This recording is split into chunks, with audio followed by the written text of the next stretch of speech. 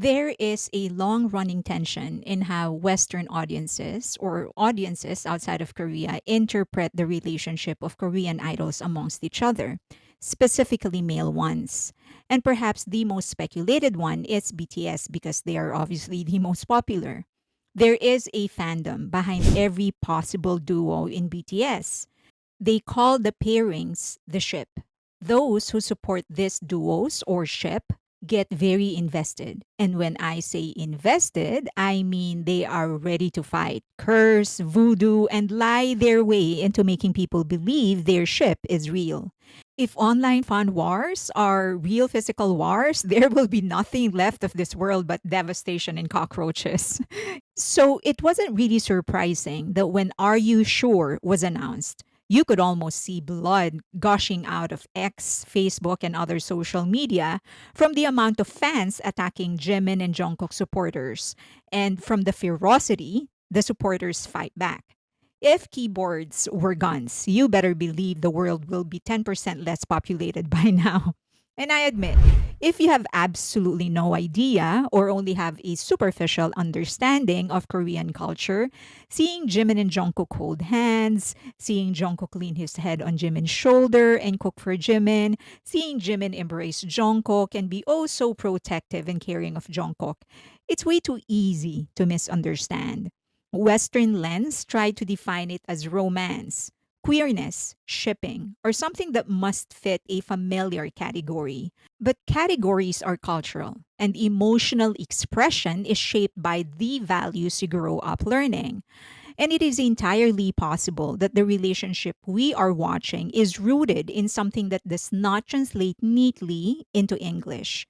It is shaped by a cultural logic that developed over centuries in Korea, a relational grammar that Western audiences were never taught to read. The Jeong.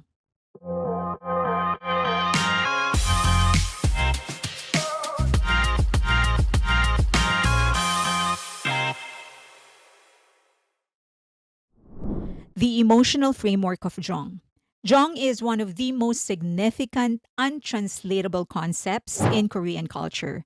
It is not romance, not friendship. It is not family, but feels like one. It is not obligation, but often outlives the obligation. It is a bond formed by time, routine, shared burdens, and accumulated trust. Is it love? Well, not in the Western way we define love. In the West and even in many other Asian countries, we categorize love in different but specific boxes: romantic, platonic, sexual, familial, friendship, spiritual, and self. Each box has rules, and mixing boxes, for example, romantic behavior in a friendship, can create confusion or suspicion. Western emotional logic requires boundaries to define the nature of the relationship. And this is why Western audiences misread Jong, because Jong grows without confession. It crosses categories, feels intimate but not romantic, includes loyalty without exclusivity. It is durable without needing labels, blends affection, closeness, familiarity, memory, and mutual care. When I first heard about Jong, my first thought was, oh, it was like soulmates. Because soulmates don't have to be romantically linked, but linked through their soul. But no, not quite. Soulmate has the element of destiny. Jong does not. Jong is built and strengthened through time. Western languages simply do not have a category for that, and that's the entire root of confusion. Zhong appears in places without grand declaration or dramatic promises. It grows quietly through the ordinary.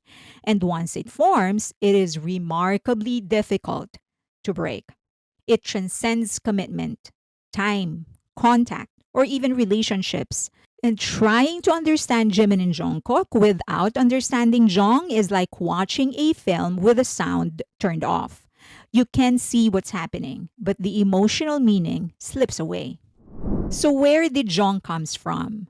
Jeong did not come from a single source. It emerged from centuries of communal living, Confucian social structure, and the way Korean children grew up surrounded by peers, cousins, and extended network caregivers rather than isolated nuclear families. Traditional Korea relied on village level caregiving.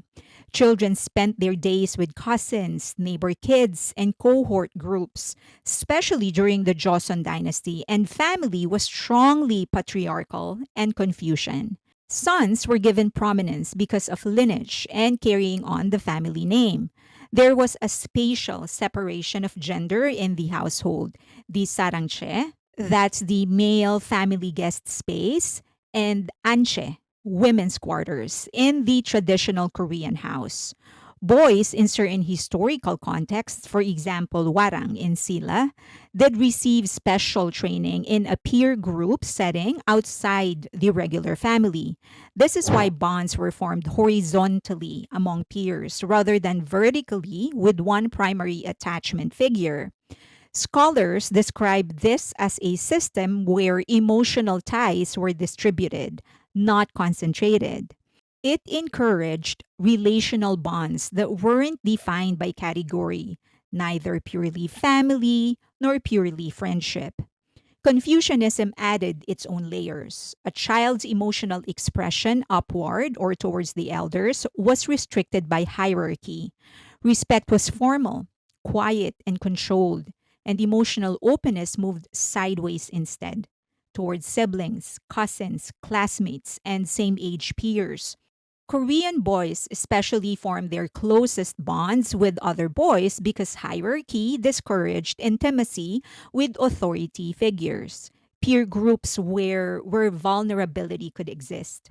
Historical youth structures reinforce this. The Warang of Silla dynasty, elite male youth trained and raised together, left behind records of fierce loyalty, emotional closeness, and lifelong bonds forged through shared training.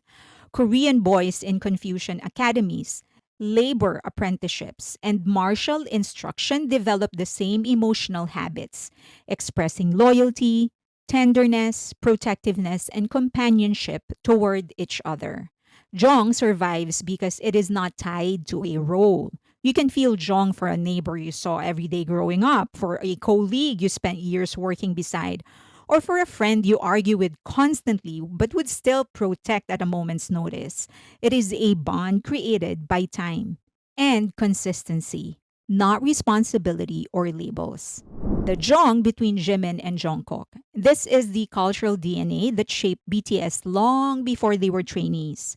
For Jimin and Jungkook, it is especially visible because they are arguably the two most affectionate in the group. According to them, they are also very much alike. In terms of personality, interests, they also have the same hometown. When people try to interpret them or BTS in general using Western emotional codes, they reach for the closest familiar explanation. Skinship becomes flirtation, closeness becomes romance, emotional openness between men becomes evidence of something else. But BTS grew up in a culture where the strongest emotional bonds among boys were formed with other boys.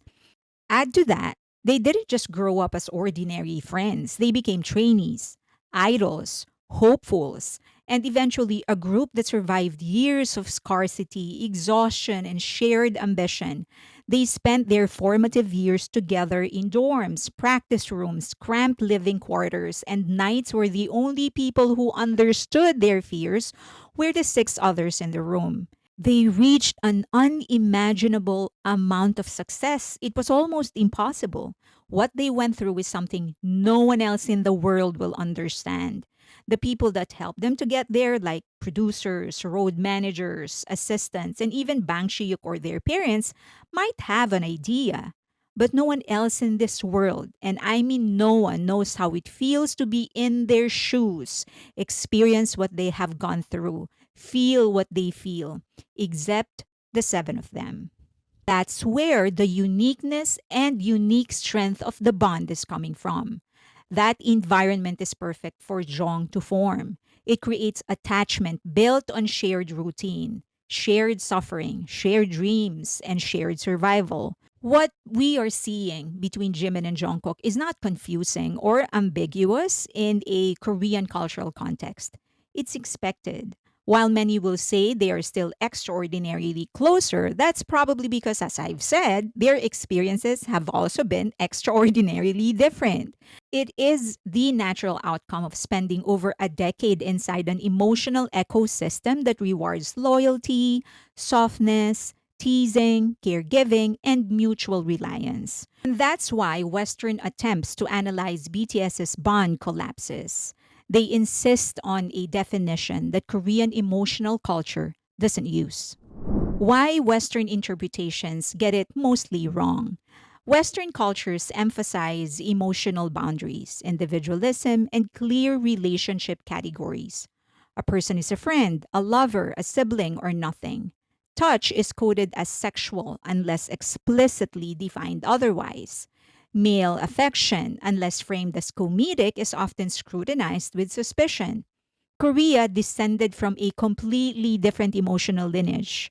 Bonds are layered, touch is contextual rather than sexual. Affection between men has historical precedent. Emotional reliance on peers is normal. And friendship does not need to distance itself from intimacy to remain socially acceptable. Jeong makes emotional closeness culturally coherent. The relationship exists because the relationship exists, not because it fits a category. That's the piece Western critics miss entirely. The Jeong between BTS and ARMYs. If there is anybody to understand this, it should be ARMYs. Because ARMY's relationship with BTS is often dismissed by outsiders as delusional devotion. Seven men who don't know you. You hear things like, they won't ever F you, or stop your delusions. But this accusation misunderstands the emotional logic at play. ARMYs, real sane ARMYs, not those that are living out fantasies, do not act as if BTS belong to them.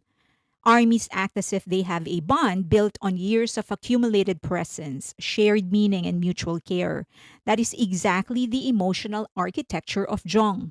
The relationship is not transactional, it's not infatuation, it's not romantic longing. It's slow, steady accumulation of trust, gratitude, memory, and shared life stages. It's the feeling of growing up with someone who shaped your world, even if you never exchanged a private world. You don't need possession or reciprocity to justify it. You don't need to be known individually to feel connected. You don't need a label for it to be real. That is why ARMY struggles to explain this bond when confronted by people who only know Western emotional grammar. There isn't a category for what they feel. There isn't a term outside Korean culture that maps into it. But there is a term inside Korean culture. It's Jeong. The beautiful untranslatability of the bond. Just think about this. If you can feel this bond with BTS, imagine how BTS feels towards each other and imagine why it is most visible between Jimin and Jungkook. Again, they are arguably the most demonstrative. They have the same interests and close in terms of their personalities. Jeong is a cultural phenomenon that does not promote itself. It doesn't need to be defined to be lived, and that's why it works so effortlessly inside BTS and so confusingly outside of it. Their bond simply is. It doesn't need a category. And maybe that's the point. The bond that we're watching is the one that helped them survive, create, and thrive. It shaped music that feels intimate without being possessive. It built a decade long partnership that produced art millions of people rely on. It created an emotional space where vulnerability doesn't need to justify itself.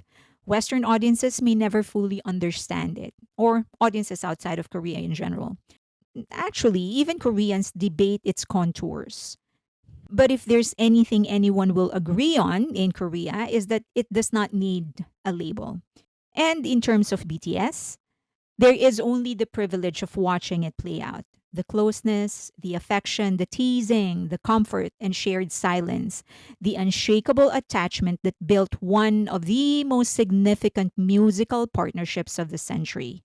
And as ARMY, we feel our own version of it. We do not need to defend it. We don't need to explain it. We don't need to prove that our devotion is rational.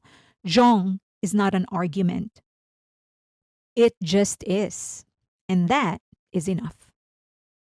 I'm not an expert in Korean culture. I'm a student of Asian culture. And so whenever there's an opportunity for me to learn, then I try to do it. So if there's a local out there that can add to what I said, please go ahead. And for the rest of you, I hope that that piqued your curiosity and maybe that's going to push you or inspire you to do a little bit more reading or do more interviews. Would love for that to happen. That is the whole point of me doing this.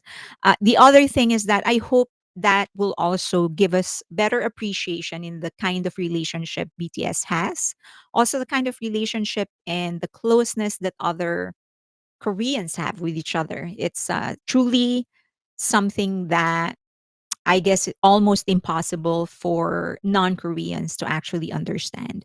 So when the show hits, when the show drops, I hope that we just get to enjoy it for what it is. These are two people that are very, very close to each other and having fun after an 18-month ordeal in the military. I hope that we share their joy with them. Okay, that's it. Please like the video, subscribe, and hit that notification button. But also, please consider donating to the channel. The QR code is on your screen right now. And we are putting the funds on the magazine, asianentertainmentandculture.com. It's on a soft launch right now. We're ready for a launch. We're just uploading as many content as we can. And I'm just a little backed up, but I'm hoping to catch up on everything and do a proper launch next month. Or if I can, by the end of the month, also, please follow me on X, Instagram, but more importantly on Patreon, because that's where the community is. If you're looking for people to discuss movies, TV shows, or go to concerts with, that's a place for you to go. We do have a free tier just in case you want to try things out. But if you're a member of Patreon or YouTube member, then you get one live stream, members only live stream, and also exclusive videos. And those don't go public ever. That's it. Please like the video, subscribe, and hit that notification button. But the most important thing is to share the video because that's where that's really pushing the algorithm to recommend this more. That's it. Thank you so much. Till next time.